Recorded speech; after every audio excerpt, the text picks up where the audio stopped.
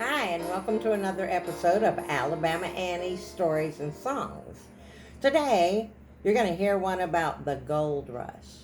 No, not the one in California or the one in Alaska, but the one in North Georgia that happened around 1831. The title of the story is Prospectors Leave Claim After Attacks by Little People. Gold fever struck in the southeast long before the push west to California or Alaska. Just about the time of the infamous Trail of Tears, which was a direct result of this gold rush, men from all walks of life stampeded into North Georgia, hell-bent on making their fortunes after a man named Benjamin Parks struck gold around the year 1827, and word spread quickly. Claims were staked along the mountain creeks and streams near Dahlonega, Georgia, and the surrounding forest on lands seized from the Cherokee by throngs of hopeful prospectors. Among them were 3 men from New England who'd come with a wagon load of supplies and high hopes that their fortune lay there. They staked their claim and set up their camp and went searching for that elusive gold-bearing quartz, an unspectacular chunk of brown with iron stains on it, but worth its weight in gold. Avis Spear and his partners were doing quite well for the first few months. They settled into a cozy cabin they'd built for themselves to get through the winter. They had some laying hens and a goat for milk and even a pig, and enjoyed hunting for deer, squirrel, or rabbit on occasion. And fall was mild that year, and the men kept prospecting, cashing in their earnings before Christmas to send money home to their families. There had been several incidents on their claim that Avis and his friends had chalked up to nerves since they had moved into the cabin they'd built. There had been mysterious disappearances of a hatchet from the woodpile, and they woke one night to see the shape of what appeared to be a small child peering through the window of the cabin, and the disturbing sight the following day of small bare footprints in a light snow that had fallen, when they awoke to discover that most of their hens had disappeared during the night. Then, just after New Year's Day, one of the men was alone in camp cleaning and dressing a deer he'd killed.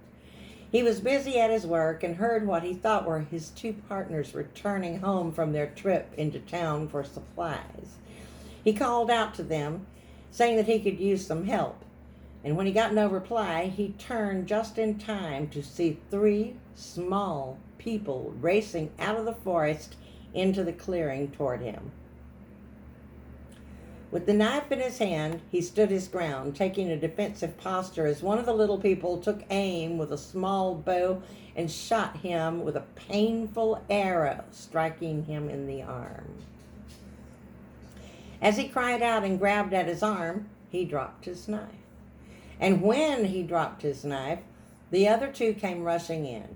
One of them picked up his knife and cut away the deer's hindquarters from where he had it hanging. Before he could do a thing, the little man took his knife and stuck it into his own belt, spouting some words that the prospector could not understand and making threatening motions with his short little arms as the 3 raced off into the forest again with the hindquarter of the deer. The man got up, keeping an eye out for them as he ran for the cabin. Once inside, he locked the door, loaded his shotgun, and stood on the porch of the cabin, guarding the rest of his kill.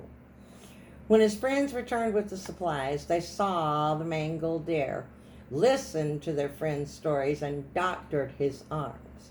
They knew he wouldn't lie, and he was obviously terrified by his ordeal. After that, the men found that they were in an ongoing battle with the bad-tempered little band, who they alleged finally burned their cabin to the ground not a month later.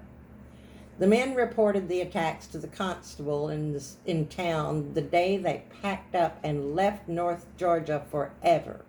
They sold their cabin for pennies on the dollar, knowing they'd left a fortune behind, but they were glad to have escaped with their lives. So there we have it. Prospectors leave claim after attacks by little people. You know, there are a lot of stories about little people around the United States. And many from Lookout Mountain, there are tales of their mighty warriors, little warriors. There are tales of little people who helped the white man with their gardening. And there are tales of a little old lady who got to know them after they began stealing produce from her garden. So, I hope you've enjoyed this story. And keep your eyes out for the little people. Have a good one.